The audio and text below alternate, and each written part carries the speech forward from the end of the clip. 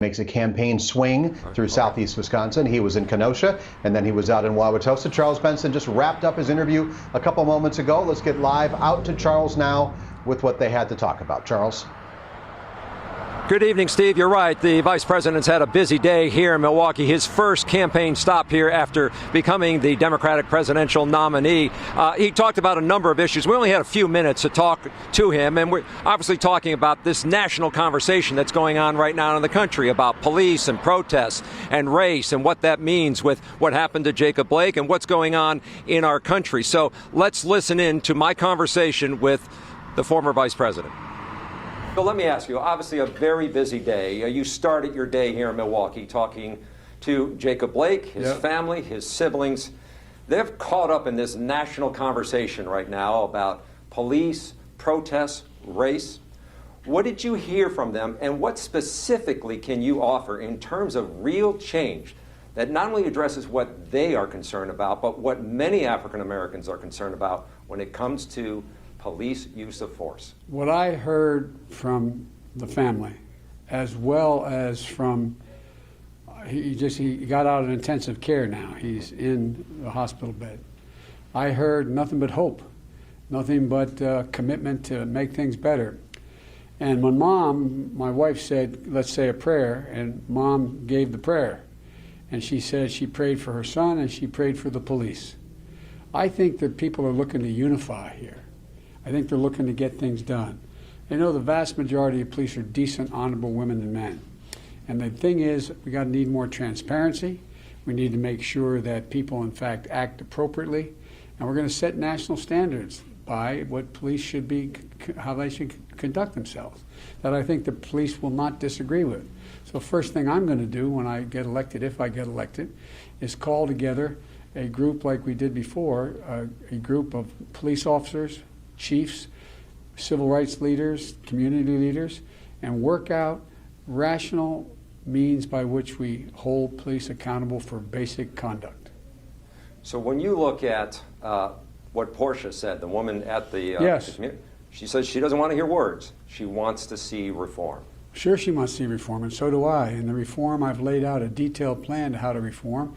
Everything from making sure that there's no chokeholds, all the way to making sure that there's transparency in the way in which things are investigated, and making sure that the public at large knows, and bring in citizen oversight as well, so that we know what's going on, so that they're part of the community.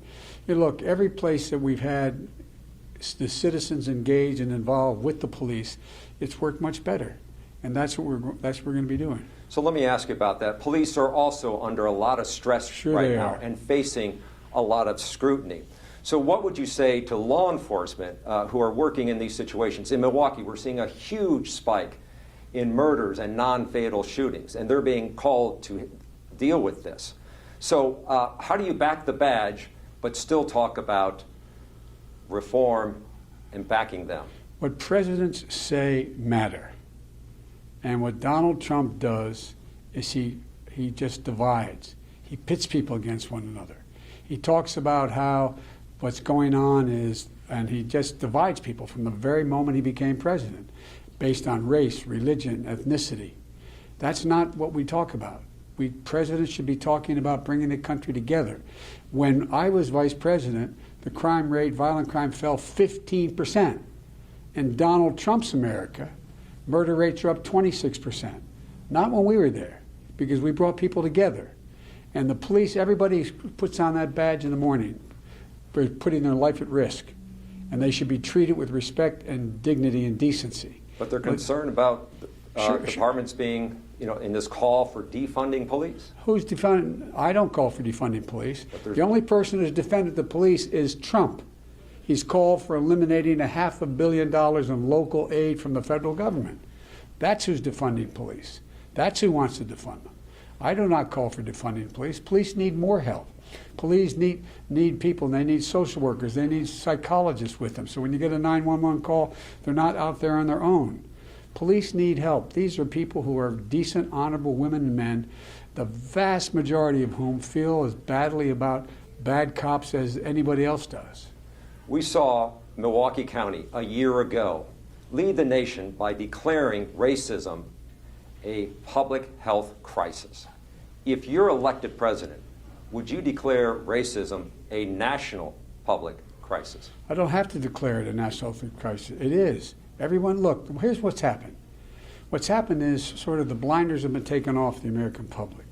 They're seeing what's happening now with institutional racism across the board. They're seeing that the vast majority of people who are dying and getting sick and dying from COVID are minorities, brown and black people. They're seeing they're the very people who kept them safe in their homes. They're the very people who kept stocking the shelves. They're the first responders. They're the people who allowed for others to be able to live their lives safely. And there's a whole new appreciation for this. And I think, look, we have to do more than just talk about whether police are acting appropriately or not. We have to move in a direction of providing economic opportunity. We have to provide the ability for first-time home buyers to be able to get in the business of being able to buy a home. We have to get in a position to make sure that education is improved, that in the Title I schools, the poor schools, they get more money to make sure they have the teachers, have 3 and 4 or 5-year-olds in school. There's so much we can do, and I think the public's ready to do it. Mr. Vice President, we thank you for your time. Looking forward to more conversations. I'll be back.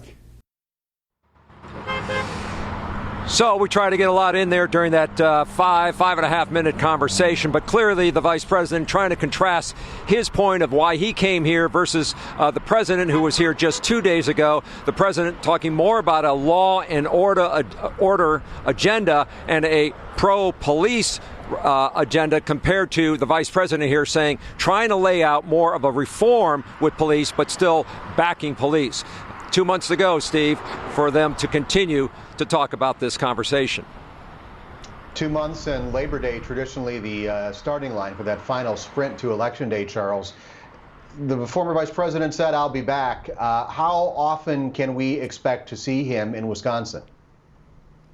So he made that point to me twice, at the beginning of the conversation and at the end of the conversation. And I think it talks to me about that both candidates, the president and the former vice president, see Wisconsin as the battleground state.